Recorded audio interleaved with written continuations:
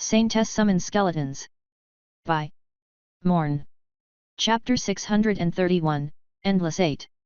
Sofia stared at the door for an instant, though she wanted to run out and search for Perith.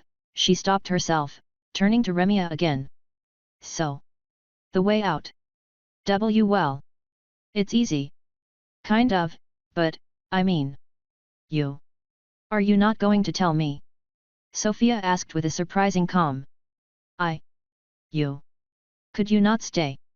Sofia shook her head. Sorry, no, I'm afraid I can't. Please. I have people and things waiting for me outside. I can't just stay here. Remia's head hung down, her long white hair covering her blurry face. They all say that, she lamented. And for a good reason. Being trapped here. I know, Remia said, her voice breaking, it's just so lonely here. Teardrops fell to the ground one after the other. Sofia sighed. After some hesitation, she stepped forward and hugged the crying goddess. In Sofia's eyes, she couldn't be a bad person, the proof of that was that she was still alone. Considering that she was likely the sole person in this world knowing the way out, and also the only one capable of using magic, there was nothing stopping her from trapping others with her, if not herself. I can offer to search for a way to get you out. But I can't stay, Sofia told her. Remia laughed nervously in between her sobs. The other also said that. Fiends and dragons. I'm still here. I don't think it's possible. Even the admin couldn't get her out, then. This might be difficult. I won't lie, I don't have the faintest idea how I would get you out. I barely understand how this fake world works in the first place, Sofia honestly told Remia, but I do have something the others before me didn't, Sofia said. I'm working with the deep. The what? Remia asked, still sobbing and visibly not understanding what the deep was at all. The origin of the queen's blood. The strange color corrupting everything outside. What that Surdros dragon attacked us with. I'm with them. That does not make me immune to its dangers, as you've seen, but I am on their side. If anyone can find out more about this place and how to get you out, it will probably be me. Sofia continued to reassure the trapped goddess however she could for a good 3 minutes, until she finally opened up, fighting through her sobs and tears, about how one could leave the fake world. It was not really easy as Remia had first proclaimed, but it was simple in theory. All one had to do was to find the catalyst anchoring this realm, the queen's crown, which was somewhere in the palace, and to place it on one's head to have them leave. It did not work for Remia, because she no longer had a proper body to return to outside, her corrupted shell no longer able to host her essence. The only obstacle to the crown was Chancellor Izaro, who was both the zombie-like version Sofia had seen, and the giant dragon which had killed Perith and Pestle in the last loop. According to Remia, he was an immortal and mindless savage beast, protecting the palace and the crown at all times. The explanation stopped there, because someone opened the door. Sofia barely had any time to react before she was squeezed into a warm embrace by the large arms of a tall man. Hey! Don't squeeze too hard. You're going to crush Pestle, Sofia joked, hugging the man back. Welcome back, Perith. Did you miss me that much? Of course Perith could not answer, so Sofia just hugged him for as long as he wanted, patting his back. I'm happy you're with me again. But before anything else, any news about Alith and Bookie? Perith finally let go of Sofia, taking a step back, he nodded in answer. Sofia noticed that Perith was squeezing a piece of paper in his right hand. She recognized the note she had left to the innkeeper earlier that day. He must have rushed here. Great. You've already met Remia, right? She just told me about the way out. We just need to find the 2 others and we can try to leave. Also I promised her we would try to find her a way out too, even if it takes us a while. Hope you don't mind. In a quick exchange, Sofia told Perith everything he needed to know, from the way out to where she woke up every loop, so that he would be able to find her if they died again. Sofia also learned from Remia that the loops lasted exactly 8 days, which were pretty much in real time outside, so altogether this was their 19th day in the loops.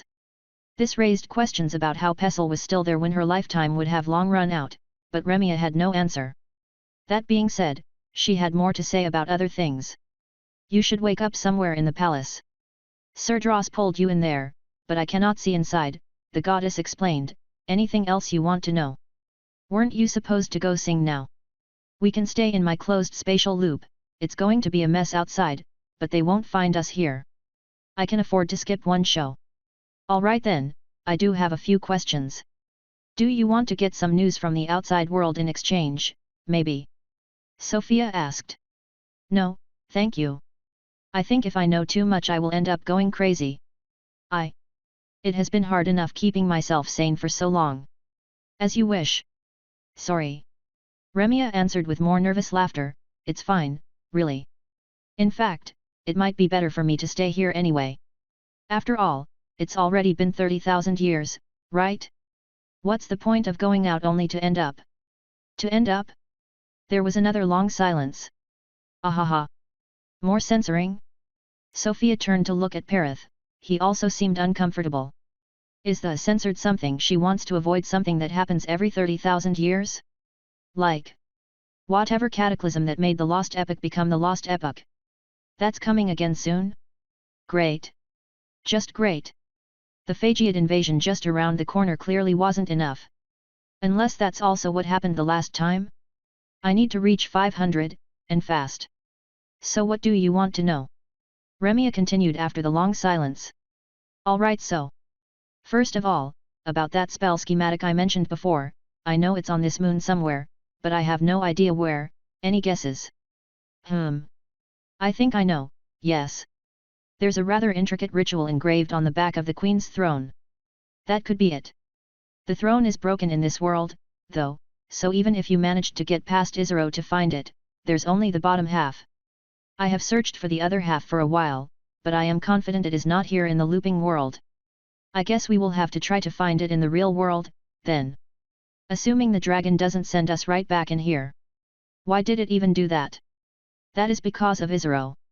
The Chancellor. Remia was silent for a second. The tree, she finally clarified. The massive tree, the tethers. That's him.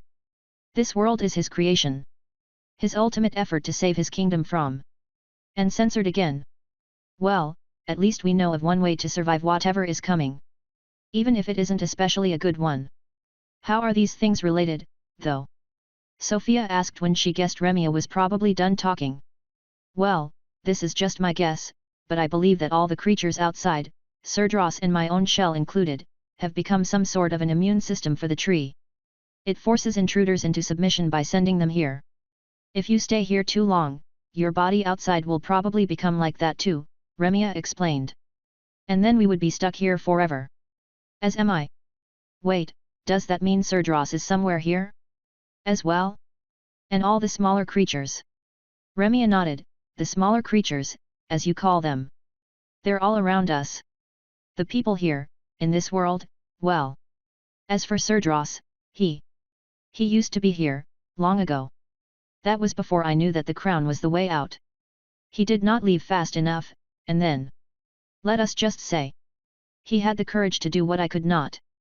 Once again the room was plunged into a cold silence, but this time, with no censoring involved. Chapter 632, God's Plan. Some time later, after bidding Remia farewell when they felt they had all the information they needed, Sofia and Perith left the playhouse with the goddess' help. The citizens were in a frenzy due to the diva going missing, so it was quite easy to leave the area unbothered by anyone. Sofia wished she could have stayed for longer and asked more questions, about the lost epoch especially. Sadly, with the knowledge that staying in this fake world too long meant being stuck there forever, there was no longer any time to spare for such trivialities. Perith ran ahead, Sofia following however she could, Pestle sitting on her shoulder. Perith led Sofia to a fishing harbour, a part of the city she had never gone to. To her surprise, Perith led her to a rather large fishing vessel. There seemed to be no activity on it, no one aboard. Perith climbed in first, helping Sofia up, and he pointed to the trapdoor leading under the main desk of the ship. Are they really in there? Sofia opened the trapdoor, seeing light coming from inside, a strong herbal odor assaulted her nostrils. Perith, someone asked from inside. The familiar voice brought a smile to Sofia's lips. He's also here, yes, she answered, jumping down the hatch. Sofia! Bookie screamed, stopping whatever he was doing to come running, jumping into her arms. Here. I'm happy to see you again too. Sorry it took me so long to find you. The interior of the ship seemed to normally be used to prepare fish, as the walls were lined with preparation tables and rows upon rows of long knives, but Alith seemed to have repurposed a section of it into a makeshift alchemy laboratory. "Glad to see you with your head on your shoulders this time," Alith greeted Sofia, only sparing her a quick glance, as she was busy carefully pouring some green liquid drop by drop into a glass full of purple goo. "This time," Sofia repeated, while Perith was carefully climbing down the ladder to join them. It was Bookie who answered from within her arms. "The first time, we found you right before the restart. Alith and me went to check the funeral home we entered the city from, because we thought you might have left us a message there," he explained, "but we found your corpse being prepared for burial instead." "Oh. Yeah, things happened. I hope you weren't too worried." "I wasn't." Bookie denied, "I knew you were still alive." "You did?" "Yes. If you had really died, I would have died too. I can just feel it," he exclaimed with candor, as if proud about that fact. "Bookie. So, did Alith find you, or were you two together from the start like me and Pestle?" "We were together," Alith answered from her workbench. "We both appear in an abandoned house not far from here. It's too drafty, so we moved here. Lots of things happened, but basically we guessed that we'd have to fight that dragon or whatever killed you the first time, so we've spent this loop making some potions." Sofia gave Alith a thumbs up. "Good call, we're probably going to need that. Not that we have to fight, but..." Later, the following evening, Sofia just finished going over the plan for the second time. "Are you sure we can do this?" Alith asked. "Yes, according to Remia that's really the only way if we want to all leave at the same time." "All right. Well, good luck then. What if you don't make it? Then we try again next loop, and hope it's not too late. Not our worst odds until now, het. Use the potions well." "Will do," Sofia assured her, leaving with Perith and Pestle. Alith and Bookie were the crown unit, charged with infiltrating the palace and snatching the item, while everyone else had a much tougher task: bait the Chancellor away and kill him. Isaro was immortal in this realm of his creation, but he could be incapacitated in a few ways that Remia had described. Only then would everyone have time to leave with the crown. As for why they had to separate like this and have someone else fetch the crow at the same time, it was simple, because the crown could be in any one of more than 20 spots in the palace. Having to check them all after incapacitating the Chancellor would give ample time for Isaro to recover if they were unlucky and took too long to find it. Perith and Sofia were both well equipped for battle, and Pestle had eaten more than her fill, and was starving for a good fight. She was going to have it. When Sofia was certain that enough time had gone by for Alith and Bookie to be in position, her group did the one thing that, according to Remia, would without fail draw out the Chancellor's dragon form. It was the least dangerous of the two, as it lacked the time freeze-like ability. They started slaughtering the civilians. Panic was quick to spread in the streets. People fled Perith's blade and Sofia's crossbow bolts, while Pestle mercilessly butchered the guards and knights coming to stop them, the flightless fairy punching through their plate armor with ease. 5 minutes of this all-out carnage were all it took to draw the ire of this realm's protector. A deafening roar resonated through the city's streets as the palace exploded in the distance. A giant grey dragon emerged from within, growing taller and taller until his massive frame towered over the entire city. Without mana, it was sluggish like a decaying zombie, and could not use any magic, but its mere size was awe-inspiring nonetheless, and its raw strength was still enough for it to destroy this entire fake world if it needed to. Sofia looked at the 2 measly steel bolts she was reloading her crossbows with. Like a needle against a mountain. Remia's information better be correct. "Pestle, go ahead. Perith with me," Sofia ordered, running toward a tall tower's construction site. The dragon was coming over, each of his slow steps making the entire city tremble. Pestle was to face it head-on, and to bring him close enough to the construction site. Sofia and Perith ran straight toward the construction site. It was normally quite heavily guarded, but the guards and workers had all already fled due to the dragon's appearance. The entrance is right there. A narrow pulley platform served to lift the heavy construction materials up to the tower's upper floors. Sofia and Perith both jumped on, and they both pulled out a dagger. "These should be the security lines," Sofia quickly pointed out after observing the structure for a second.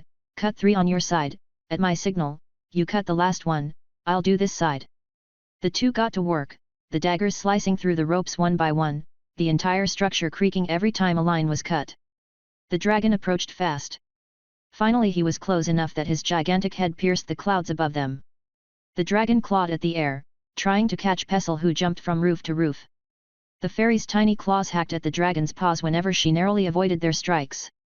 Each move of the dragon left huge scars in the city, blowing away entire rows of houses. Sofia had to wait for the perfect moment, when the towering frame of the dragon was exactly where she needed it to. Now, Sofia and Perith finished cutting the last 2 security lines. The counterweight dozens of meters above suddenly fell, and the platform they were on shot upwards like a slingshot. The world blurred around them as the platform ascended. At the apex of its climb, the platform shot out of its guiding rails. Sofia and Perith were catapulted into the air. Sofia threw her dagger and pulled out her crossbow, while Perith grabbed her with one hand and readied a loop of rope attached to his belt with the other. Sofia aimed at the distant right eye of the dragon, and shot. The bolt was coated with poison that would blind the dragon for a bit, should it land, but it flew way under the target, and bounced off against the scales of the dragon's lower jaw. She had not time to complain about it, as she was slammed against the dragon's shoulder. Isaro's scales were extremely uneven, so Perith's rope loop managed to catch onto an asperity, as per Remia's plan, and they were now stuck there, clinging onto the scales of a moving, raging dragon, some 70 meters above the ground. "I think I broke a foot," Sofia told Perith as she latched her own rope loop onto the grey scale. "Are you also hurt?" Perith shook his head in response. "Good, go first, I'm coming as soon as I manage to fix my foot." Perith seemed worried, but he nodded, and started moving up the dragon's shoulder, throwing his rope loop to a higher rough bump on the dragon's large scales, and using it to secure his climb. "Just Bone Dominus is too slow, I need to drink AP."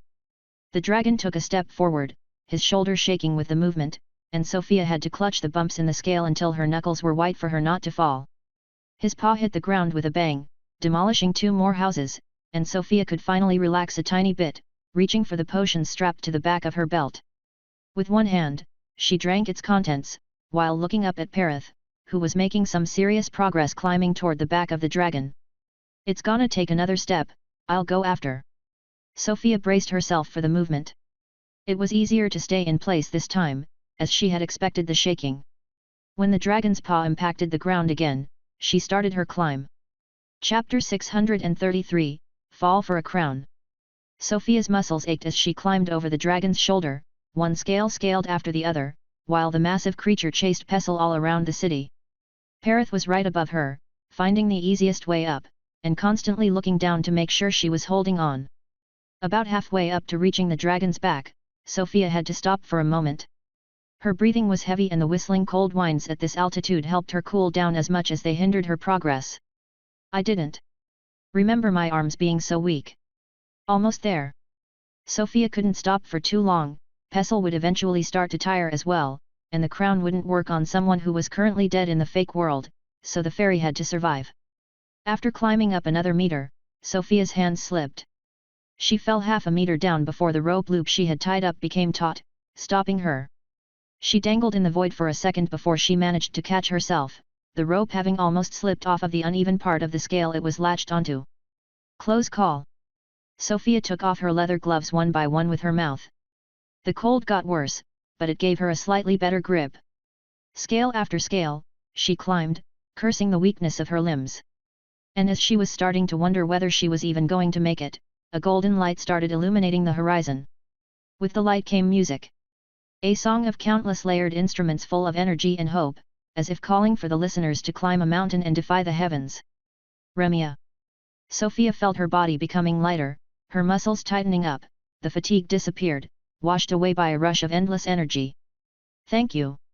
The rest of the climb was much easier, bolstered by the godly music. Perith made it to the back of the dragon first, and after securing his footing, he extended a hand to help Sofia up. "No time to lose. Find the broken scale." Sofia and Perith started running toward the nape of the dragon. According to the goddess information, there was a cracked scale there which could be broken with some effort, giving an almost direct access to the creature's spine. They did not find it immediately, because the back of the creature was so large, but it was Sofia who finally found it. "Here. I'll mix the potions, break it." Perith unlatched a short mace from his side, and he started methodically banging on the weakest point of the already damaged scale in rhythm with Remia's music. Meanwhile, Sofia first sat down and latched her rope loop to a scale under her to get some stability, and she grabbed a different potion from both sides of her belt. She popped the cork of the 2 flasks, and looked inside. 3 drops of the red into the green to start the reaction. Sofia waited until right after the dragon took a step, as this was the most stable of times, in between 2 steps. She counted, 1, 2, 3 drops. Quickly she closed the flask of green liquid, shook it forcefully, then opened it again. How is Perith? She looked up, the scale was starting to truly break, it looked like it would open up any moment but it was not quite there yet. Close enough. Sofia undid her rope and carefully came closer, still holding a flask in each hand. Perith gave a final mace strike, opening a large, almost round hole in the cracked scale with a sound like bone breaking. A foul rotten stench escaped from within. The scale had been this hard despite being rotten from the inside, and thin like a sheet of paper. Sofia held her breath, and quickly dumped the contents of the 2 flasks inside of the hole. According to Alith, this was one of the deadliest magicless potions, the flesh-eating concoction. Remia's original strategy was to manually cut through the rotten flesh with daggers, this was much faster. The dark flesh beneath the scale was getting gnawed away by the liquid mix, releasing thick clouds of putrid yellow smoke. I can see the bone. Sofia handed her rope loop to Perith. I'm going in, hold this. She jumped down. The potion mix started to eat away at her leather shoes, the yellow smoke was hurting her eyes, but the faster she was done with this, the better chances Pestle had to survive the dragon's prolonged chase. Sofia put her hands on the bone. Her target was the dragon's spinal cord. It would be beyond useless to target a real dragon's fleshy organs, but for one devoid of any mana, its body was entirely reliant on these vestigial biological systems. Shit, it's too thick. I can't reshape this at all. The potion was about all consumed already, it had eaten its fill, and all disappeared into smoke. It had cleared up a lot of rotten flesh exposing the bones, but not enough. Back to the original plan. Sofia took out her second dagger and started to dig, clearing the side of the spine. According to Remia, there would be an opening in there just wide enough to insert an arm, about knee-deep into the flesh. Sofia's carved away at the flesh, but her hand slipped, her dagger stabbing the dragon's spine. The creature roared. It started thrashing around, it had finally realized someone was somewhere they weren't supposed to. Sofia was safe, she bumped her head against the scale, but was at no risk of falling. Perith, on the other hand, had to hang to the scale for dear life as the dragon rose up to stand on its hind legs. Stay strong, Perith. Don't let go. Sofia encouraged him while she started hacking away at the rotten flesh again, as fast as she could. She found the opening, and immediately planted the dagger inside. The dragon shook and roared as Sofia violently moved the dagger around, scraping the inside of the dragon's spine. Finally it stopped. Sofia had severed the mindless beast's spinal cord. The dragon started falling. Sofia let the dagger inside, and turned around, grabbing Perith's arms, she helped him hoist himself up inside of the hole under the scale. She felt gravity start to disappear. Once Perith was securely inside with her, he hugged her to protect her with his body. Brace for impact. The dragon hit the ground like a dead mass as the goddess music concluded, the impact of his gigantic body causing a shock wave as it slid down the side of the city toward the lake. We got it. Sofia rejoiced internally, but she then noticed Perith wasn't moving. Perith. Are you all right? Hey. She gave him a few taps on the face, but he was unresponsive. Shit. Perith. No. Sofia put a hand on his chest. His heart was still beating. Potion. Sofia reached out for the potions attached to her belt, the flasks were all in separate leather sockets, she should have had 2 healing potions left. She touched one, it was broken, the potion had been crushed during the fall and had all leaked out. The second one was also broken, but the leather pouch it was in was still closed. It will do. I can filter the glass. She ripped the pouch off of her belt, opened it, and plugged the opening with her shirt, before emptying the liquid that filtered through her shirt down Perith's mouth, which was hard to aim for as his face was completely blurry. Drop of healing potion fell one by one. Perith woke up midway through, grabbing Sofia's wrist. You're up. How do you feel, can you move? Perith nodded, though quite weakly. Sofia helped him out of the scales hole first, and she quickly followed. The city outside was in ruins, only the palace and its near vicinity had been saved from the dragon's rampage, all thanks to Pestle's calculated but reckless baiting. The ferry in question landed from a long jump, right in front of Sofia and Perith, she looked a bit worse for wear, covered in her own blue blood, but also quite joyful. Dragon down. Very kill, she happily announced, her hands on her hips. Very kill. Sofia repeated, you did well. Now quick, we're sinking. The dragon's corpse was slowly falling headfirst into the lake, and not only that, Sofia knew from Remia that no matter how severe the injuries, the creature would stand back up in a short while. They had 10 to 15 minutes at most. With this in mind, they all started running in the direction of the palace.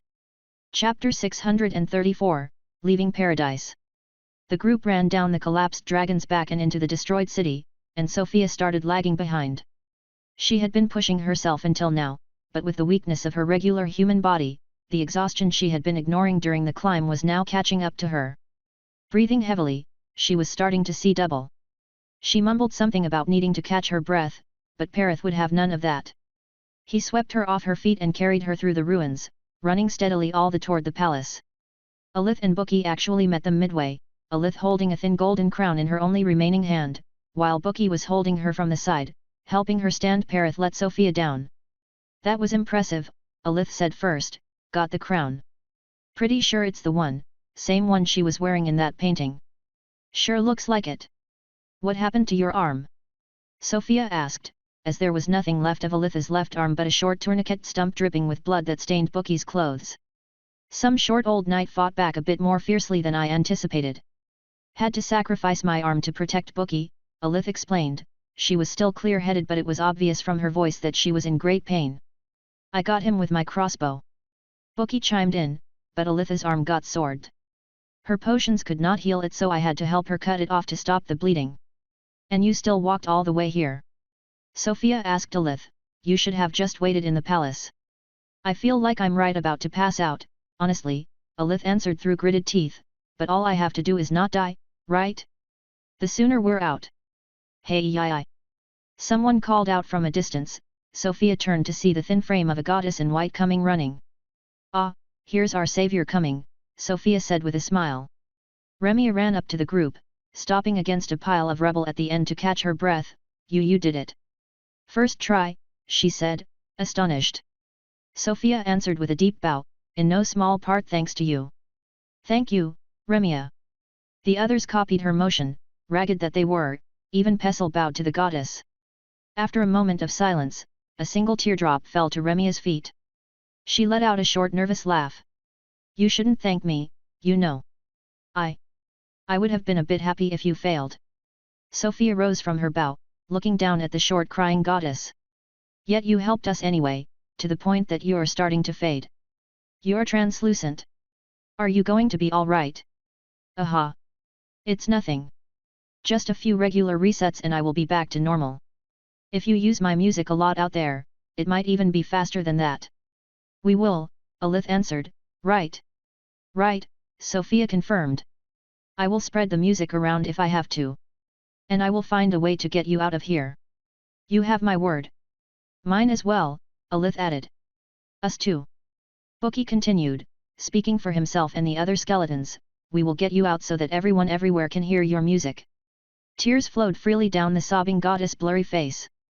In the distance, a loud, low sound came from the direction of the fallen dragon. He seemed to have hit the bottom of the lake. That was followed by a piercing roar. You need to leave. Fast. Remia immediately reacted. Sofia and Alith looked at each other, and Alith threw the crown to Perith. Go first, make sure it's safe, she told him. Perith grabbed the crown, tuning to Sofia. You heard her. We follow right after, don't worry. Perith nodded, turned to Remia, bowed to her one last time, and placed the crown on top of his head. Nothing happened for a few seconds. Sofia felt her heart drop. Is it not working? Then it happened. As if he'd never been there, Perith disappeared, flickered out of existence. Without a wearer, the crown fell to the ground. Alith was next, as she was on the verge of passing out, followed by Bookie, whose exit made Pestle also disappear. Only Sofia was left with Remia. She watched with awe the giant dragon's angular head slowly rising out of the lake, water cascading off its scales like waterfalls. She played with the thin golden crown in her hands. In the end I still don't know. A marked one, or a lord's crown. Remia, she said, her eyes staring right into the dragon's, while she brought the crown up to her head. Today we owe you our life, so, I would like to reiterate. She marked a short pause, taking a deep breath in. I swear in my name, I, Sofia Afinareth, will get you out of here, whether it takes me a year or 1,000. So. No matter how lonely it gets. Please wait for us. That's all I've been doing, Remia answered, her voice full of melancholy. Sofia finally placed the crown atop her head. I hope I can hear more of your music when I see you again. That would be my pleasure, Sofia. Like the roar of the dragon in the distance, the world faded to black. Sofia lost her 5 senses, she was feeling light, like floating in an endless void. It's like I got sucked in by a black hole again. Slowly, she felt a familiar feeling welling up in her chest. Mana.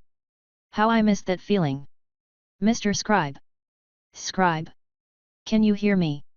Are you back? The black void suddenly disappeared, as if being slapped back into her own body. Sofia opened her eyes under an unfamiliar roof. The first thing she saw was a familiar semi-transparent blue box. I have never left. You have no idea how happy I am to hear that. Sentiment shared. Inevitably, her mind drifted back to Remia, who she had just left behind. One more reason to get stronger fast. If even the admin couldn't get here out of there, it's probably not something I will be able to do at my current level, no matter how good my skills. Sofia, Bookie whispered, finally noticing she was awake, get up.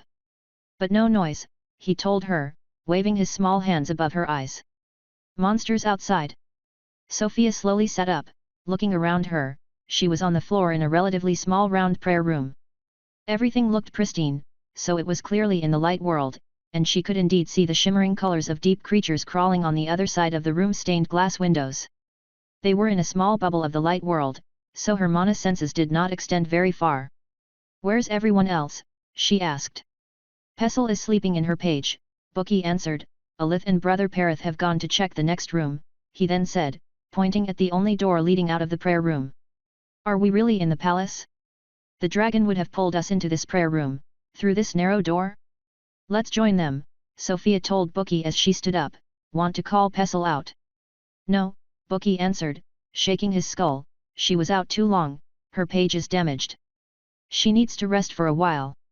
Understood. Then summon the dwarf. Are you sure, Sofia?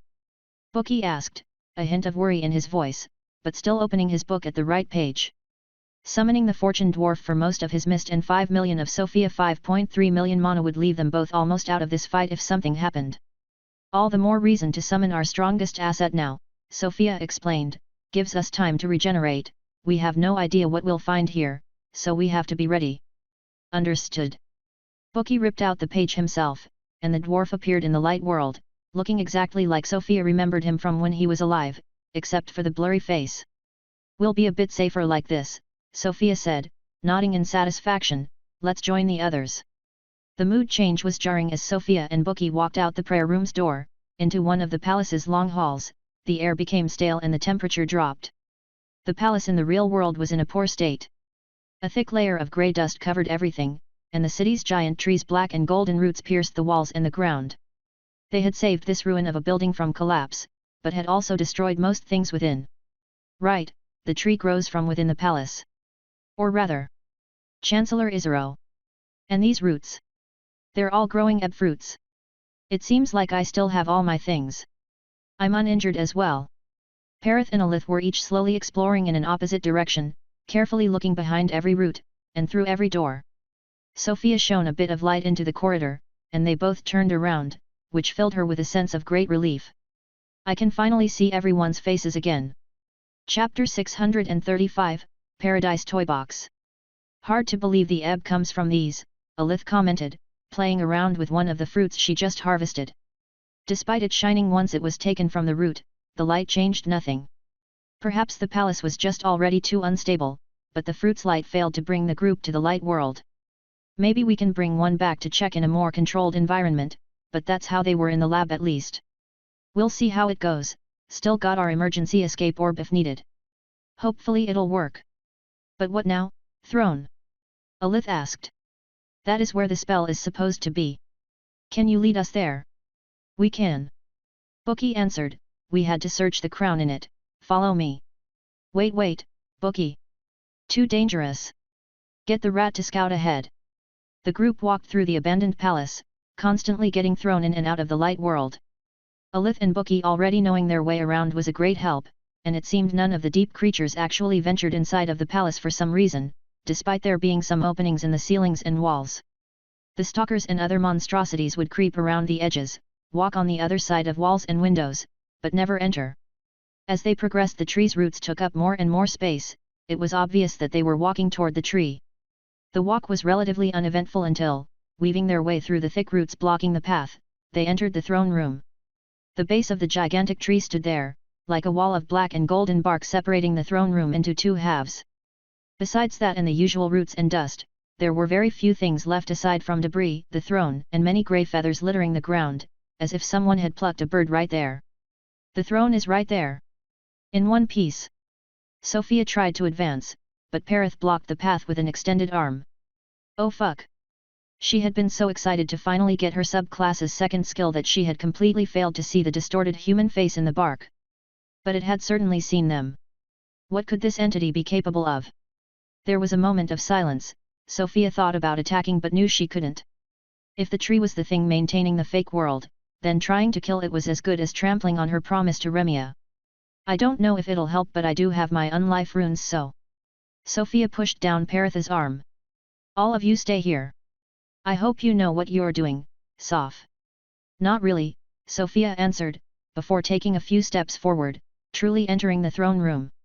She carefully monitored the tree's face and the mana movements in the air, ready to react at the slightest hint of something going wrong. The tree's eyes were made of darker bark. They followed Sofia as she walked toward the throne. When Sofia walked too close, the face started to contort. She took a step back, and the face relaxed. Trying to walk around the throne was the same. I just need to see the back. Should I use a vision token? Sofia sighed. Can you hear me? She asked the face of the tree. Do you understand me? The face of bark still looked at her, with no change in its expression.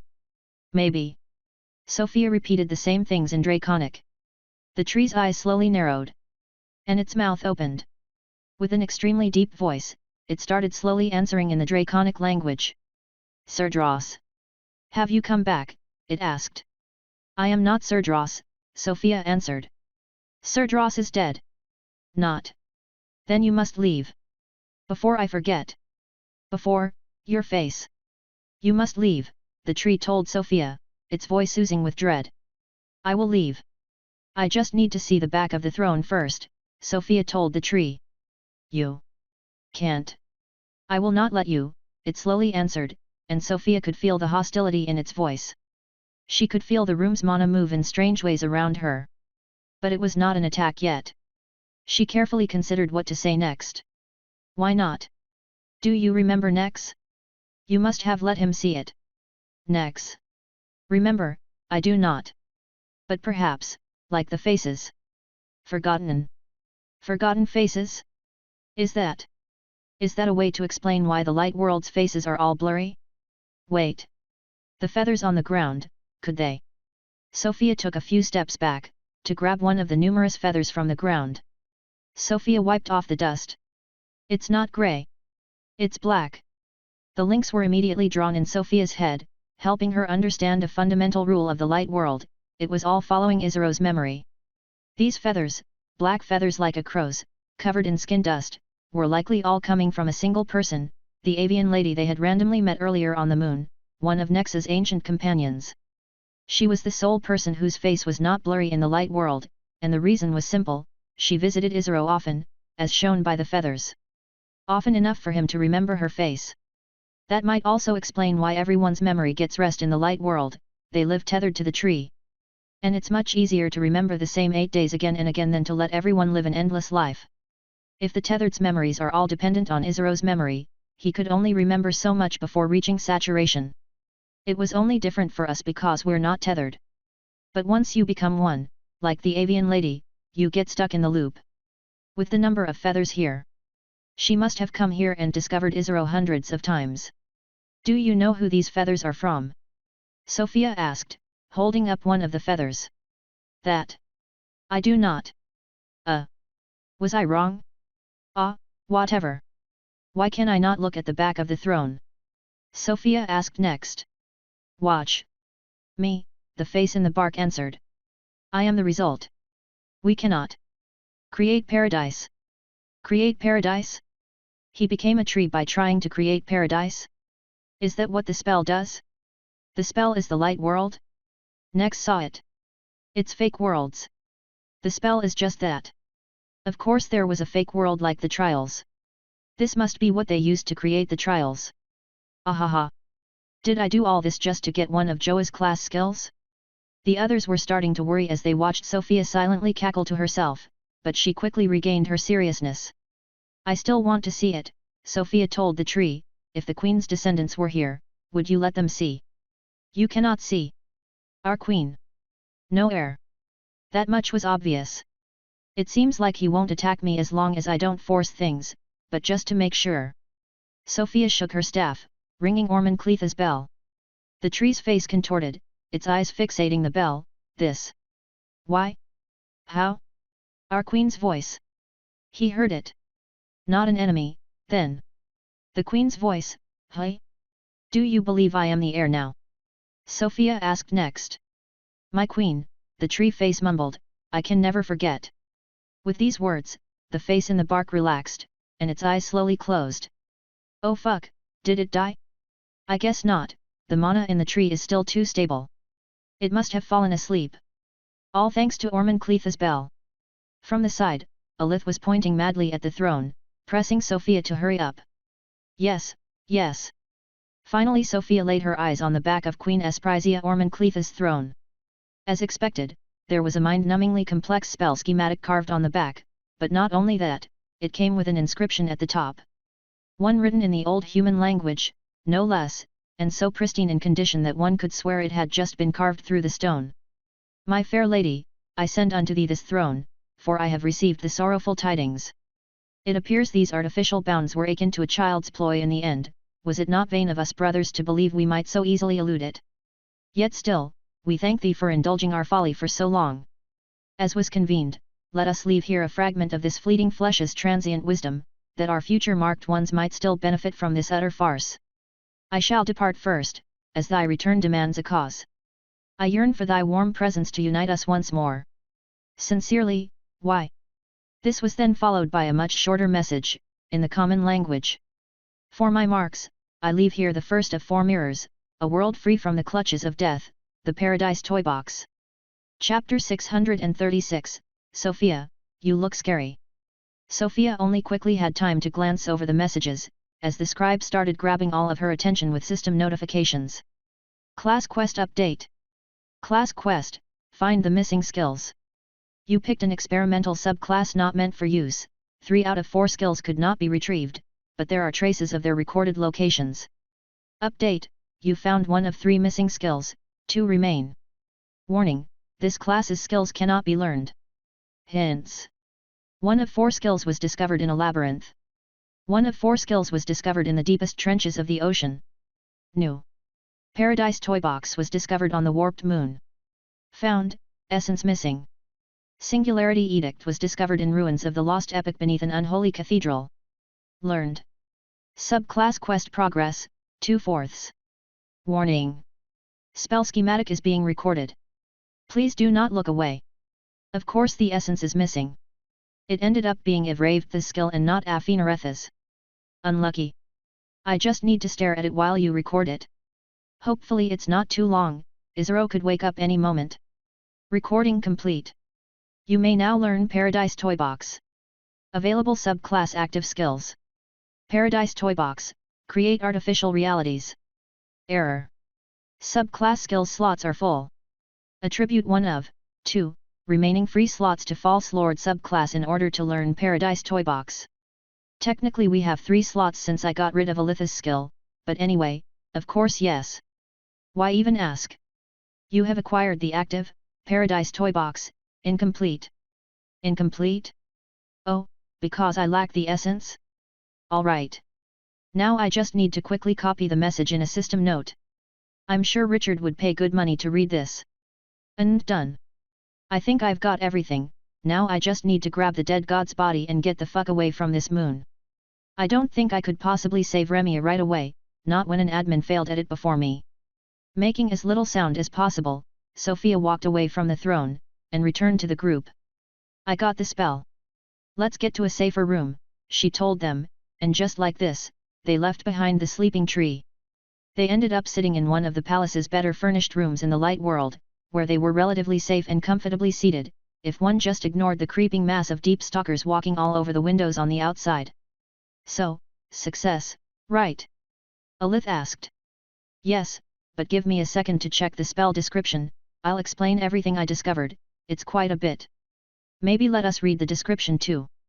Yeah, of course. Sofia shared the system window for Paradise Toybox. Paradise Toybox, who has never dreamed of a perfect world? Creates an artificial reality according to your will. Warning, essence of Ivraved required for safe use.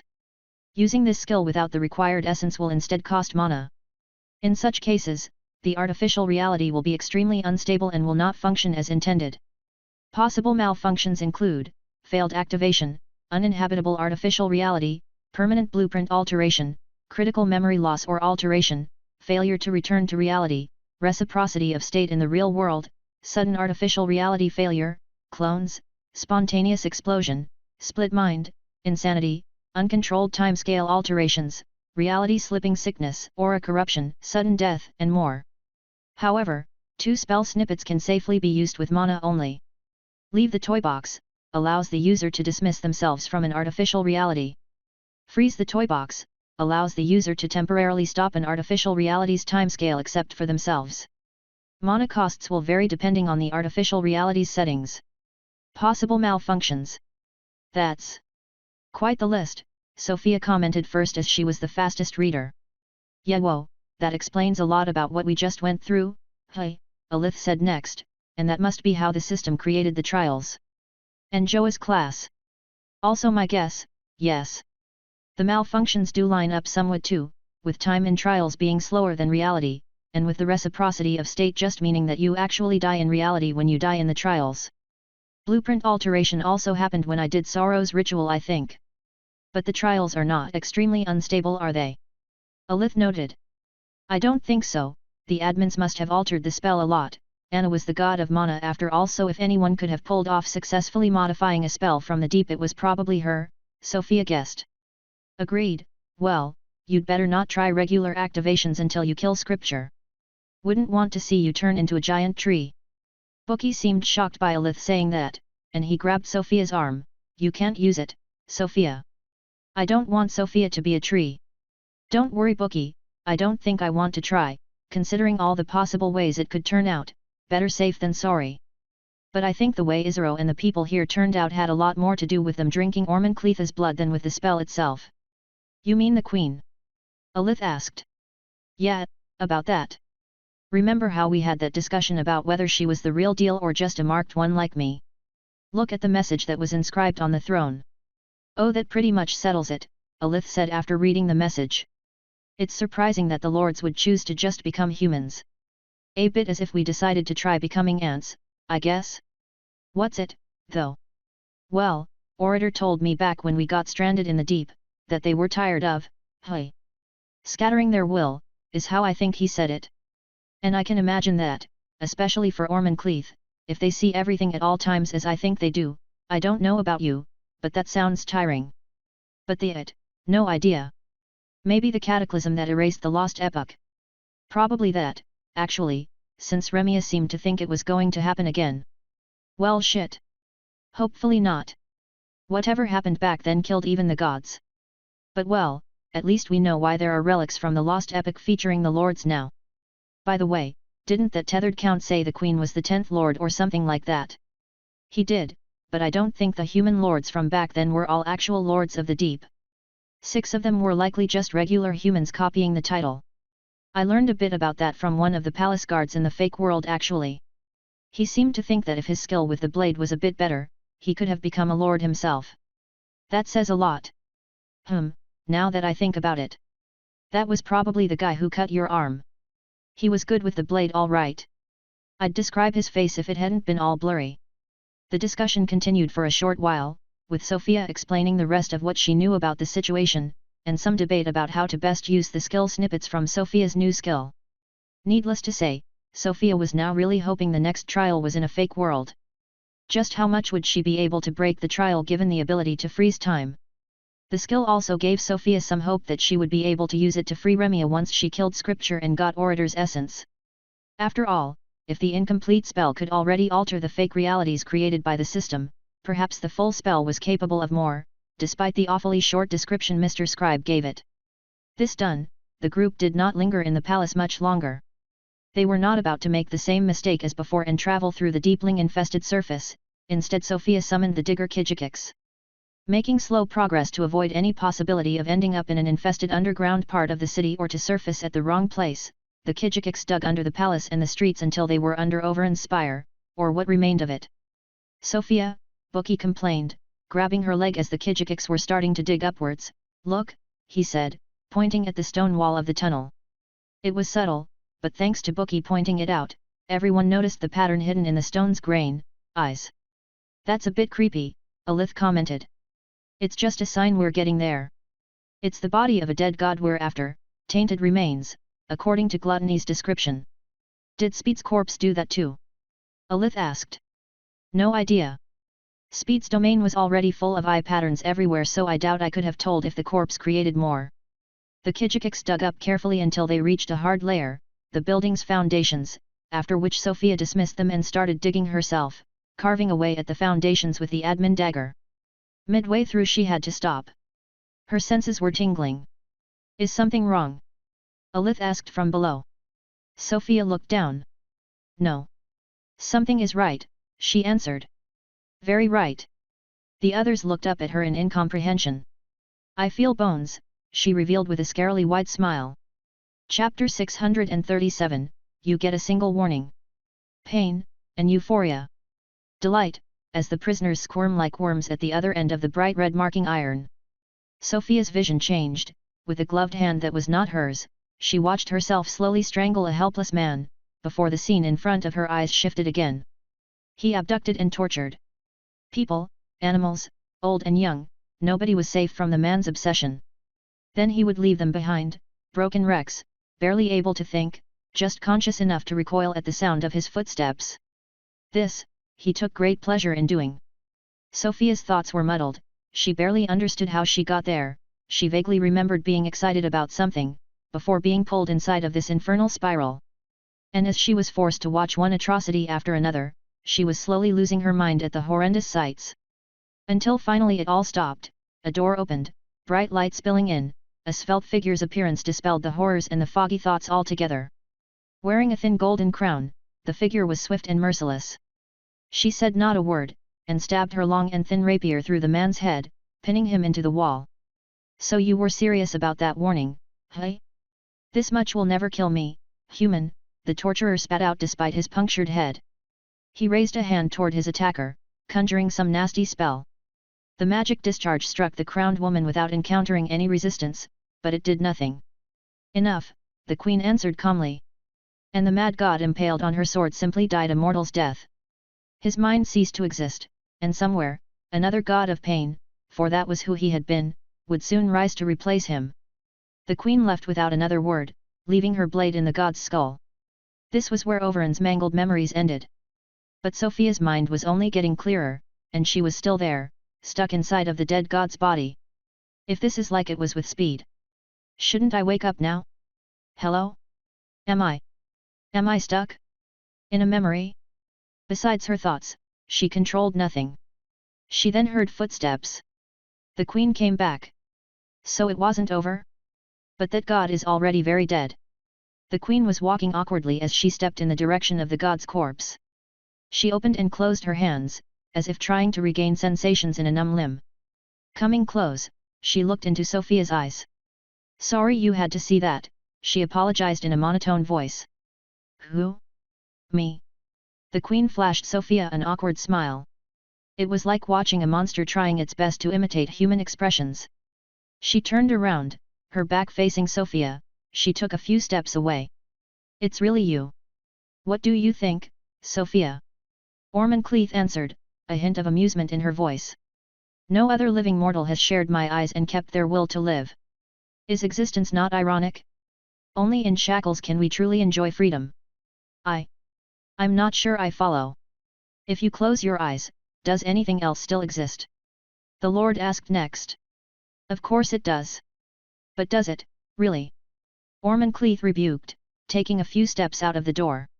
She looked up at the sky, supposing these memories had won. Perhaps I should start walking these lands again, she said to herself, close a few eyes, for but a short moment. With these last words, the world of memories faded without Sofia being able to say anything. Sofia! Alith called out. Hey Sofia! Sofia was pulled out of the memories by Alith. Her hand was on the god's skull, still pinned on the wall by the rapier, which looked the exact same as it did in the memory. How did we get here? Sofia asked, looking down at Alith. What do you mean how did we get here? Well, I just witnessed some of this god's memories. But the last thing I remember from before is digging up with the dagger. Really? Shit must have messed up your brain, you're missing like half an hour of exploring this shitty tower, baiting out the deeplings and making sure they don't come back in. Look, you even plugged that wall with your bone armor, Alith pointed out, showing a wall which was indeed plugged by an uneven slate of bone. Bookie nodded, you really don't remember, Sofia? Not at all. Well, that happened, Alith said, then you put your hand on that skull without a word and you've been frozen like this for, probably 5 seconds. I suppose the god's memories really shook me up. It was quite bad. I think. Some of these are going to be hard to get out of my head. But now is not really the time to reflect on that. We should be fine as long as the dragon doesn't spot us again. But yeah, better not stay too long. What now, since you got the memories, did you get the remains? Sofia looked at the softly glowing ring under her glove. Gluttony, a ring from the lost epoch, given to mortals by the Annihilator. Its purpose was to give mortals a way to get rid of the tainted remains of dead gods corrupting the land. It had regressed to a weaker form due to a lack of use. Must be primed to unlock advanced functions, 2/5 divine remains absorbed. Got it, Sofia confirmed, we can just grab the things here and leave, I guess. Got everything we came for. Moon wasn't all that dangerous after all, Alith said, hands on her hips. You mean except the part where we almost got stuck forever in a fake world? Sofia argued lightly, also I'll remind you these things outside are normally completely invisible for anyone else. Even Sun had to get me to go clean her sun temple for her. Right. That makes me wonder now, if the tethered were people, what was that horse thing you saw near the first city? Sofia was silent for a second, she had completely put that incident to the back of her mind by now, that. You know, that's a good question. There weren't any tethered in the first city either. There were those dust mites things. Kind of like a bunch of little tethered without a tether, now that I think about it, Alith theorized, her expression getting a bit darker as she realized the implications of her guess. Maybe it's best not to think about it too much, Sofia decisively cut the conversation short. Perith, can you remove the blade? Perith had been busying himself staring at the bone wall to make sure no creature was attempting to make it through. He turned around and pulled the sword out of the wall, letting the god's grey skull fall into Sofia's hands. The god's other bones were piled up on the floor at her feet. Sofia gulped audibly. What am I going to do with it? There were quite a few possibilities in Sofia's mind, and although she had dreamed many times about finding a god's skeleton, she had never decided on which one she would actually choose. The obvious choice was to feed it to Bookie, or at least try, assuming he could summon a god, but if so, it was obvious that Sofia would be locked out of actually summoning it for a very long time. After all, she did not even have enough mana to summon Pestle until she got to level 250, who could guess how much she would have to level to get the kind of mana pool required to summon a god, no matter how weak? Another possibility was to just feed the skull to the skull choir, and keep the other bones for whatever other purpose, possibly item crafting. This ensured her an instant power-up, if and only if the skull's ability ended up being useful. She could also keep it as a human-sized spare for Perith to use instead of his original skeleton, which was much weaker. She could tell these bones were quite a lot more resistant, as proven by their continued existence more than 30,000 years after their original owner's death. Lastly, she could very likely sell them to Richard or Velour for a huge price, working toward her long-term goal of getting enough mithril to encase her scepter with it. It had to necessarily become a shorter-term goal if she wanted to level up even faster. Her weapon could not lag behind, and mithril was prohibitively expensive to a ridiculous degree. While she considered each option, Perith observed Ormoncleith's weapons, swinging it around looking perplexed and distraught. "Is something wrong with the rapier?" Sofia asked him. She had expected the item to be incredible in some way or another, considering its origin and its perfect state after so much time, but she could not feel any magic from it. Perith seemed to hesitate, scratching his skull, and finally, he gave up trying to explain, just handing over the blade to Alith, as he knew Sofia couldn't touch it without the admin's dagger getting rebellious and throwing itself to the ground. Alith grabbed the blade and her brows immediately furrowed. "Whoa, this is all kinds of wrong. What is this even made of?" she wondered out loud, balancing the blade on a single finger. I don't think we can even call that a weapon. The blade looks double-edged but it's not sharp at all, the tip is rounded, and considering the size it should probably weigh about a kilo but that's at most 20 grams. And also, Alith grabbed the tip of the blade with one hand and its round pommel with the other. She clenched it as if she was trying to fold it in half, her arm muscles bulging.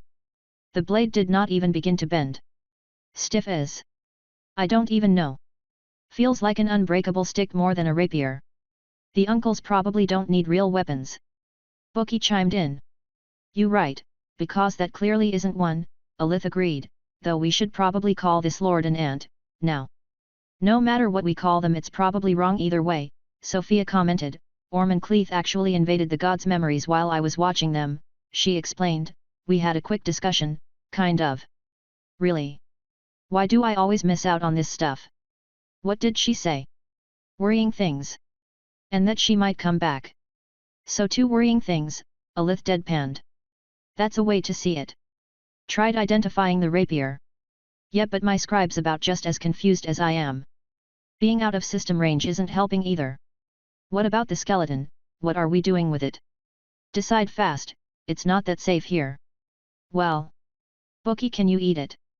Bookie seemed surprised by that question, despite how obvious it was that things would end this way. "I don't know. It smells weird. But I can try." "Smells? All right then, have a nice meal," Sofia told him, placing the skull on top of the bone pile. The book flew out of her side, and the bones disappeared inside of it in an instant. There was nothing special about it, just another meal for Bookie. "So?" Alith asked. "It worked," Bookie answered. "Just like that? Does it have a soul or something like Pestle did?" Sofia asked. Bookie shrugged. "No, it's a skeleton. It doesn't have very much different kinds of magic, I think.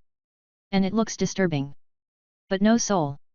"Good, I was a bit worried about Bookie having to deal with that crazy psychopath. Though I guess it would have been strange if any speck of soul survived after what happened to him." Sofia had a chill looking back on it. From what she could tell, Ormoncleith had just wished a god dead, and it happened. It was not like she did not expect the lords to be that powerful. She had seen what Afinareth had done to Curse, but it was still disturbing to see it happen so easily and effortlessly. "How'd it look disturbing?" Alith asked Bookie, who showed her the page. Sofia also glanced at it. The drawing was indeed slightly disturbing, showing a skeleton covered in eyes, greatly resembling Victory's second form during the trial. But what really shocked Sofia was something else. 3, 6, 9, 10. How do I even read this number? That's a lot of zeros. Chapter 638, The Twin Rule Set. Before leaving the city, Sofia left a large bone slate propped up against a wall with a message for Remia, since she could somewhat see outside of the fake world. "I can already think of multiple ways I might be able to get you out. But I need to get stronger for any of them to have any chance to succeed. I will be back in at most 4,300 resets, stay strong until then. I won't forget. Sofia."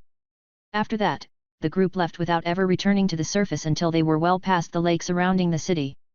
That is when trouble began. As it turned out, finding their way back through the moon's dark and dust-covered wasteland was not easy. When, after 3 days of fruitlessly running around, the giant deep stalker appeared again, running even faster than the previous time, Alith did not even wait for Sofia's opinion. She teleported everyone to Zangdar using Aretti's single-use emergency device. "Putain de merde! This fucker almost got us," she cursed, breathing heavily.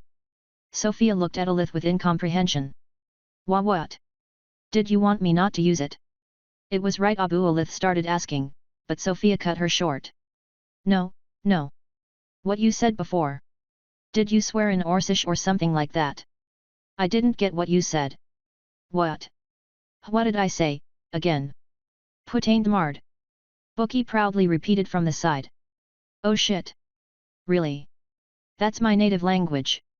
I'm not even supposed to be able to speak it. That's what your original language sounds like? Sofia asked, I wonder why it got through. The sensor is really starting to break, hey. Can you try saying it again? Fucking shit? No, that sounds like the usual, right? It does. Oh well.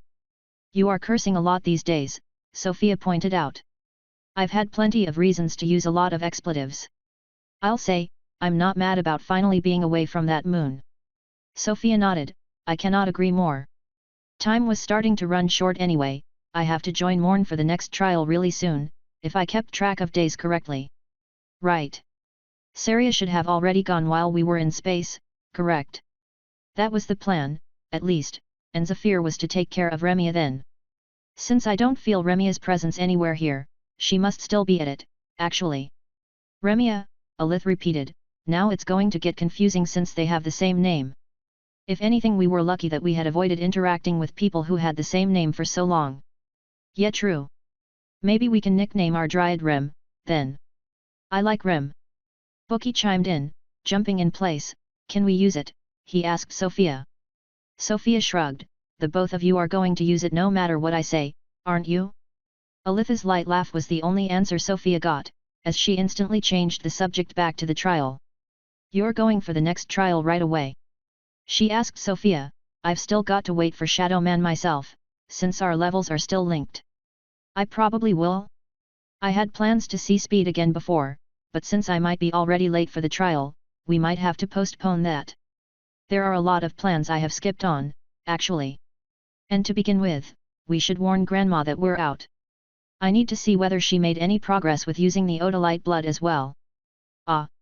Right, what about that? Alith asked, untying Ormancletha's dull rapier from her belt. It's basically a very sturdy stick. Sofia shrugged, you can keep it if you want. I don't see why I should be the only one profiting from the trip if I can help it. Think you earned it, honestly. Guess so. Or we could give it to Shaili, Alith suggested. Up to you. It would feel right, but I don't think Shaili could use it as well as you could. Didn't you have a skill for blocking with a weapon? That's a perfect tool for that. True, true. Ah, I'm almost sad I didn't get to show off my skill during our little trip to the moon. It was for the best that we did not even try to fight anything. You will have plenty of occasions to show off later anyway. Unless you want to fight right now. Sofia asked, sparks instantly starting to fly around her right arm. I'm good, Alith answered, turning around toward the stairs of Zangdar's castle. You go do your things, I go do mine. Just like that? What do you have in mind? Sofia asked, the sparks around her arm dying down as Alith walked away. Alith stopped and looked back with a grin. She said nothing, and simply grabbed a bunch of dead-looking herbs from one of her pouches. The plants from the light world. After returning to the outside with Sofia's Zangdar ring, she immediately found out that she was already a few days late for her appointment with Saintess to start the next trial. She left messages for multiple people in her to-be Bone City, and immediately left for the next trial tower, far north above the Red Desert, in the middle of a cold ocean with floating blocks of ice everywhere. As she flew over the floating ice, before she could even see the tower appear, a tall elf teleported in front of her without warning. Seraph! There we go again! Hi! Sofia thought in her head, guessing the Seraph was reading her thoughts as usual. The elf said nothing, looking Sofia up and down. He was wearing a very feminine golden robe and many golden bracelets and accessories that one had to wonder how they even stayed on. The Seraph finally said, I suppose you do look slightly impressive for your level. And you are? Sofia asked, mildly annoyed at the elf's contemptuous expression. HMPF. One of the overseers of this trial, though this you already know. One of. Sofia repeated. Multiple Seraphs? 4 trial takers, 4 overseers. Do you not know basic maths?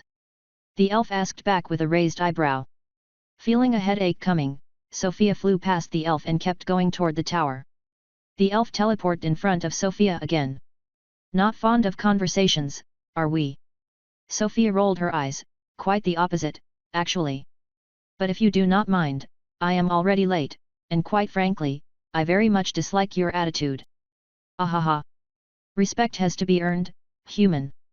You show promise perhaps, but did you think all elves and seraphs would grovel at your feet because you snatched victory's crown and completed one of Sun's little death games?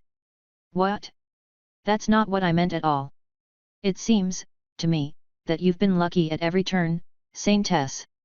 The seraph continued, you even failed the previous trial and still have the gall to present yourself here like none of the system's rules matter.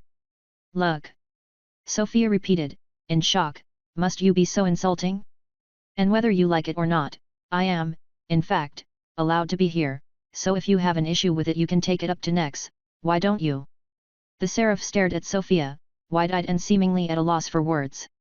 Ah! Didn't expect that name to come out of my mouth? Now if you'll excuse me, my level 300 is waiting for me. Sofia flew past the elf seraph, leaving him behind. He turned around and watched her leave for the tower, scratching his head. Do we have more insiders leaking information? He mumbled to himself. You don't have to write a report, another voice said from behind. Sen? What about your towers? Look at me again. Oh, one of your damn clones? You're really making them difficult to recognize. No report. Because you're monitoring her already. That's not even it, Mid, I just came to watch, you don't have to report because she's the reason he's out. Ah. That's what you get for skipping our last meeting. You should go open the door before she breaks her way in. Woman. Hey. Human, stop that. Sen, the nutcases are from you species every time, I swear. Sen answered with a smile. Standing in front of the trial tower's closed doors, Sofia pulled up the relevant messages from her logs. Congratulations, you have reached the 5th filter. Will you witness the greats, or become one? You will no longer gain experience. Please proceed to the trial site, Tower of the Ark, distance, 1m. Finally having somewhere to stand on, Perith came out of the storage, in his usual tri-headed skeleton, wearing his new favorite long jacket. Let's get inside, Sofia told him, starting to push the doors open. Ah, is it locked? The elf seraph yelled something in the distance, but with the northern winds blowing strongly, Sofia didn't quite pick up what he meant. She looked back just in case. He's with a guy in white robes? Why does it look a bit like Sen? Sofia enhanced her far sight with her fake eye, perhaps her favorite feature of the things beyond its storage item capabilities. Wait, it is Sen. Sen flashed Sofia a smile before disappearing. Meanwhile, the other seraph reappeared next to the door. You're supposed to wait for me to take you inside, both of you, the elf grumbled, but never mind that, before you can go in, we need to get clear on something. This trial has both team and solo components. The annoying thing is with both of you being part of each other's skill set, if we want you both to fight at full potential, you'll need to go with a special rule set. So here's the deal, basically if you want to be allowed as a duo in the solo parts of the trial, you need to accept a penalty. I trust you are not making this up because you think I was lucky and don't deserve to be here. Sofia asked, doubtful. This is standard procedure, not the first time, there are rare duo classes for twins, you will go by their rule set, the seraph explained, you can choose between the following penalties, which will only be for the solo parts. You only need to pick one for the both of you. System windows appeared in front of Sofia and Perith. Brittle twins, take double damage from all sources. Broken twins, deal half damage. Bonded twins, all damage taken by a twin is also taken 1:1 by the other. Botched twins, whenever a twin uses an active skill, the other one's active skills will disappear. Same for passives. Some pretty heavy penalties, Sofia commented. You can also choose to both go solo if you don't want a penalty, you'll get a 20% overall stat buff in solo trials to make up for the missing power, the seraph said with a shrug. 20% stats to give up my first specialization. Yeah, no thank you. I would rather fight with Perith. I think I know what I want to pick anyway. Not gonna ask him, the elf asked, motioning toward Perith with a slight tilt of his head. Oh, I don't really need to. I'm relatively sure he would pick the same thing I would. In fact, I'll let him choose. Go ahead Parath. Parath's skeletal finger rose to pick one of the penalties. Double damage, right? Sofia predicted before he could even pick. His finger touched a system window. You have selected the penalty, Brittle Twins. Welcome Sofia, Parath, to the 4th trial. Chapter 639, The Ark. The elf seraph opened the tower's door. The interior was like a larger version of the very first trial tower, completely empty, with continuous energy pulses coming down the walls. 5 people were already inside, sitting around a table. We have everyone, the elf announced before Sofia could even enter. Ermin, launch the ark. On it, mid, one of the men at the table answered. He was a large beastman with feline features and a huge mane. He disappeared after giving his answer. Beastman, Exidian, and Andorian? Sofia thought, observing the seraphs, then she looked at her 2 new teammates.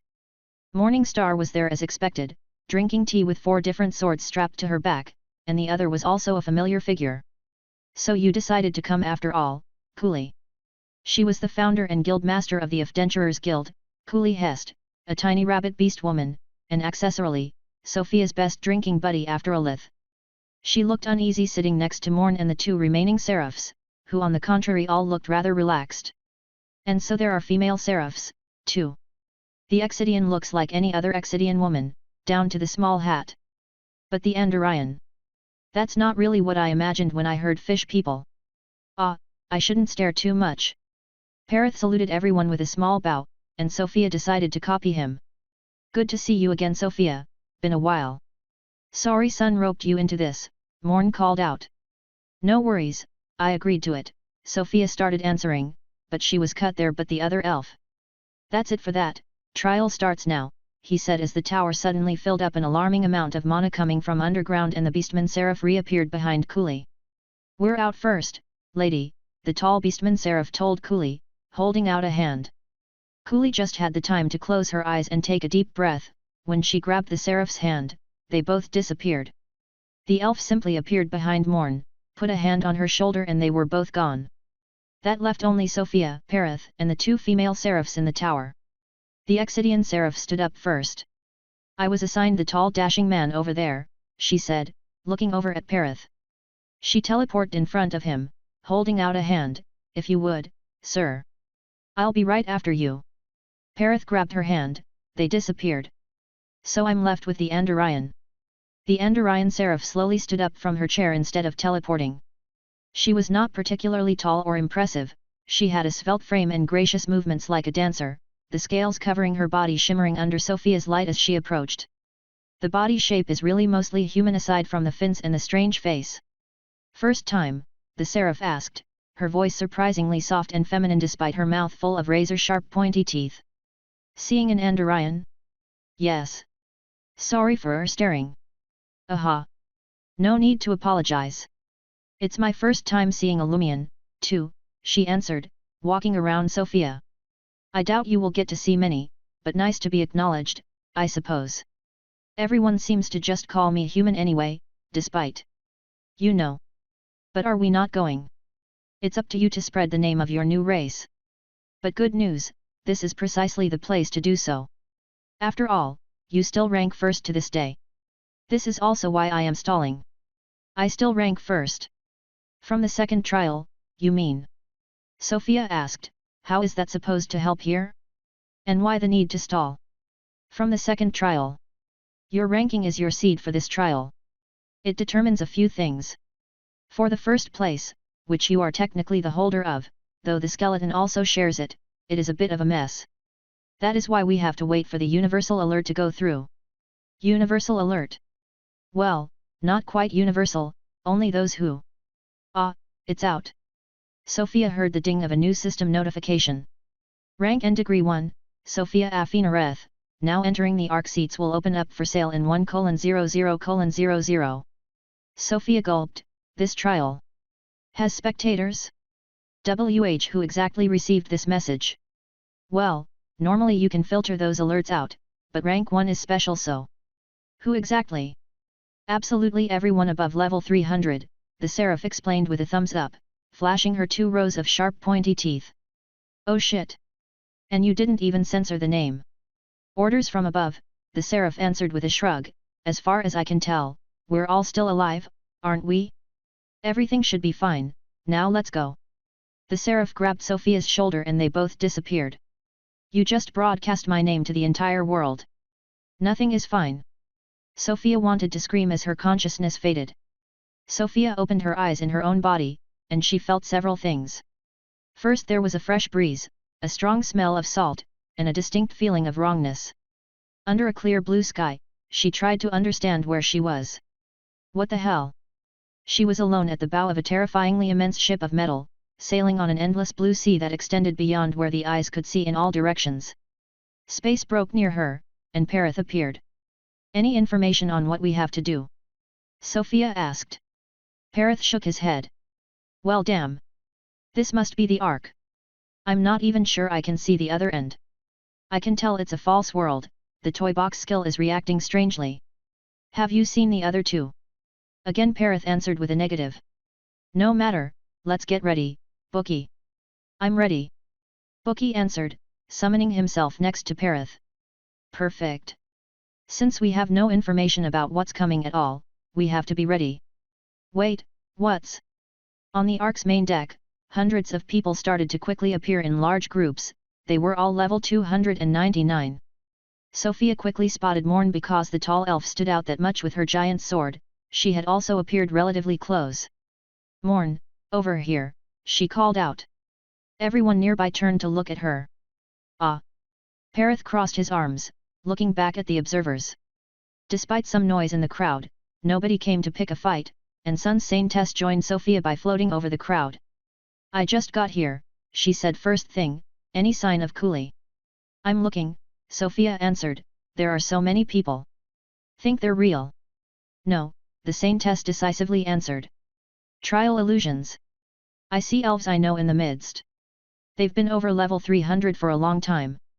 Past trial takers, then? Most likely.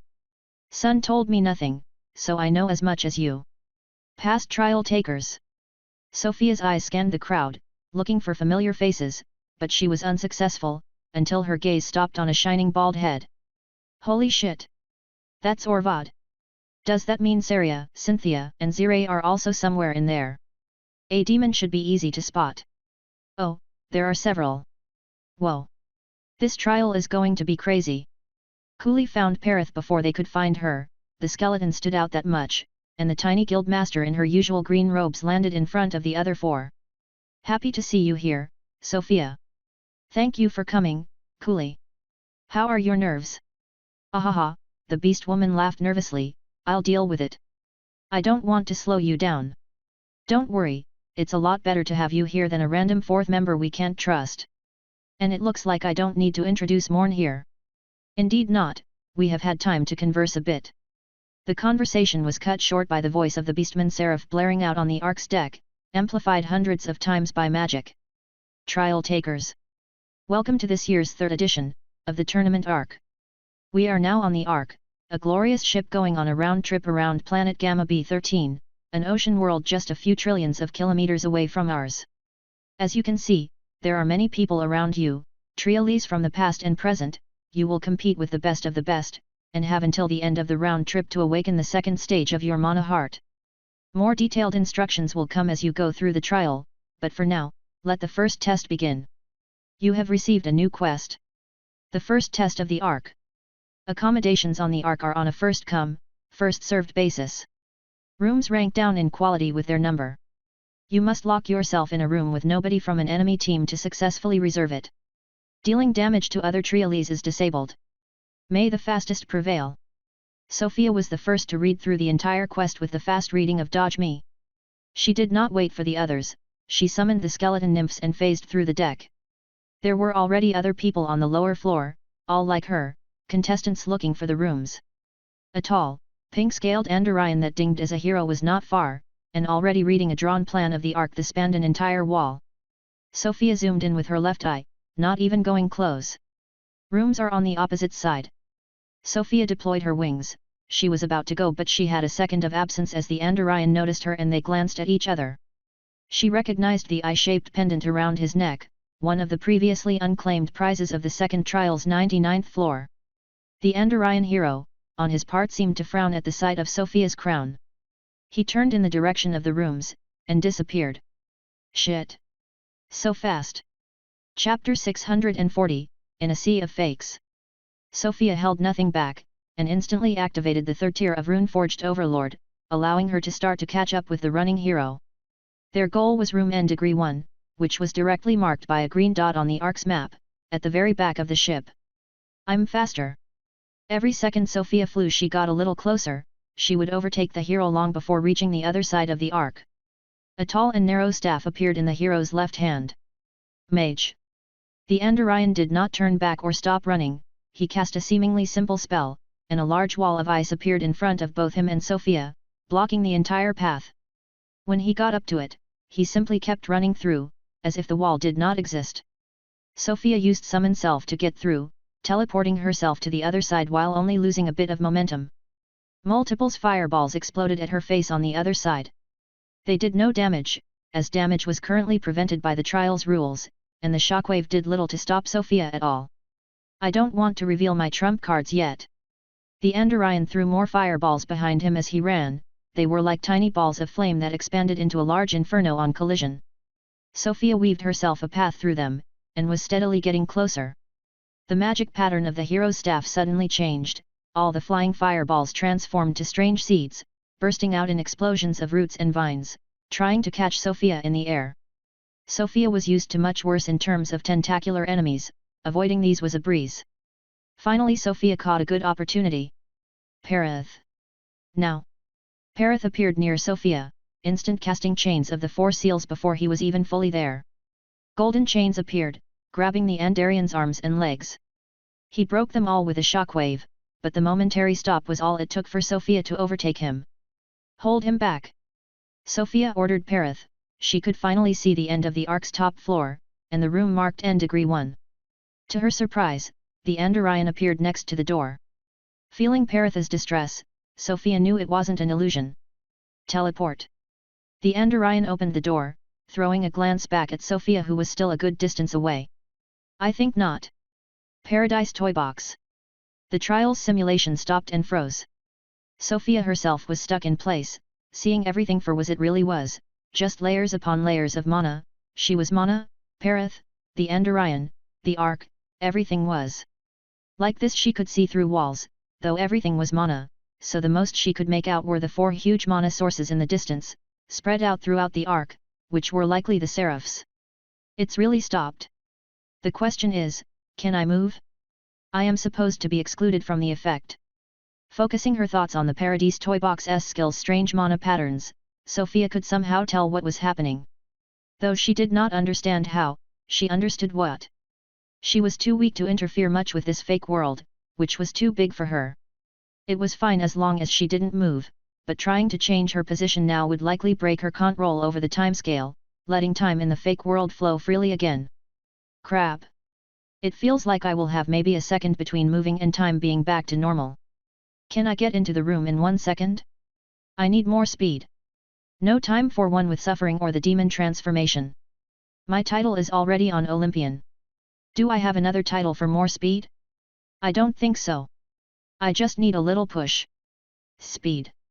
Drawing the rune by punching holes for a speed boost. Exactly what I need. Sofia prepared herself, taking control over her bones with Bone Dominus, and on the instant she finally moved forward, her ribs pierced her abdomen from the inside, the messy holes in her chest drawing out Speed's divine rune. Sofia flew forward as fast as she could as time in the fake world started to flow again. She flew past the Andorian at the last moment, landing in the room with a boom. She only caught a glance of the hero's incredulous face as she slammed the door shut. Quest, the first test of the Ark, completed. Room 1 has been secured for her team by Sofia Afinareth, in 13.534s. Shit! Sofia heard the hero curse from the other side of the door.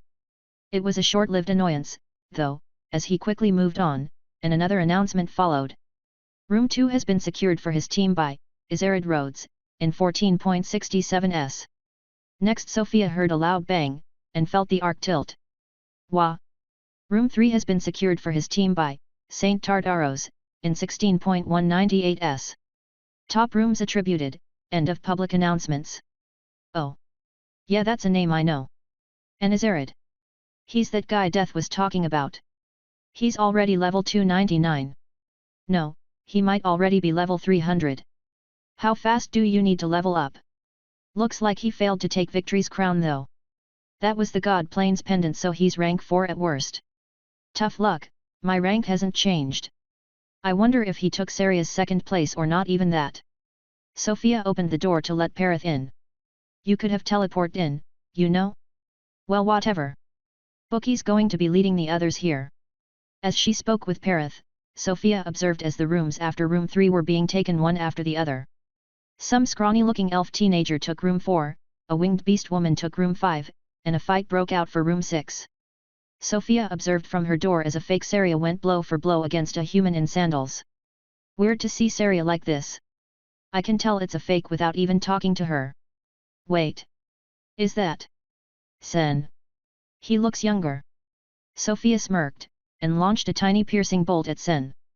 Sen actually felt it coming, and blocked the bolt with an outstretched palm. Sorry. Sofia apologized. The small distraction was all Saria needed to break free from the fight and secure room 6, leaving Sen alone in the corridor. Sen sighed and walked up to door 7, Are you two related? He asked Sofia, who was still looking, You look the same. Why not let her come to your room? She's my sister, Sofia confirmed, but we came in different groups. I didn't expect there to be so many other humans at my level already. You're human, right? Damn right we are. Saria answered, opening back the door to her room, but Brother Sandal, you should take that room before someone else does, more people are coming. My name is Sen, for the record. Don't worry about me, he answered before finally entering room 7. Saria turned back to Sofia and Parith now that Sen was in his room. I thought I could get room 1, but it looks like I was outmatched. If I had time to use my dragon form. Anyway, well done Sofia. But I thought you would only come to the trial a bit later. Yeah, it is later. But I won't be allowed to say that, will I? Aha. Things on the Forbidden Moon were wrapped up a bit faster than expected, I guess. Who did you end up coming with? You'll see soon enough, sister. Don't worry, I got myself some good teammates. But I should go find Cynthia for now. Right, don't make her wait. I'll go explore my room, see you in the other tests. See you soon. Saria answered with a bright smile before Sofia closed the door. Creepy. I'll have to interact with fake Saria this entire trial? This is going to be long. Sofia observed the room while the others made their way over. The first room ended up being worth the effort, if only for the view. Situated at the back of the ship, it gave a panoramic view of the ocean planet. There were 4 double beds arranged in a line, and all the accommodations one could expect to find in a luxury room on one side, while there were different facilities on the other. Forge, alchemy lab, recovery ritual circles. There's even a rack with free healing potions. And what's this thing? On this side of the room, some sort of blue pedestal stood in the very center, like the place's main feature, but it was not a device. Sofia had any clue what it did. Upon closer observation, there was a handprint shape on one of the device's multiple flat panels, so Sofia put her hand on it. A screen lit up. Skill optimization available. Your point balance is 0, you do not have enough for guided optimization. Please come back after earning enough tournament points. Is this what room 1 really is for? Skill upgrades. I imagine we are going to be competing for the tournament points in the next quests. There must be other uses for these points though, unless there's actually a device like that in every room, so spending the points here might not be the best idea. I'll just have to earn enough points that it won't be an issue. I already know there is going to be an individual tournament. If I want first place, I need to beat Saria again, just this is going to be tough. Then there's Arid. He seems to be using elemental magic, but his physical stats are also high, from what I could see. There are also Tartaros and Sen who will be obstacles. That elf and beast woman who took rooms 4 and 5 can't be discounted either, not to mention all the people in all of these guys' teams. This trial is not going to be easy.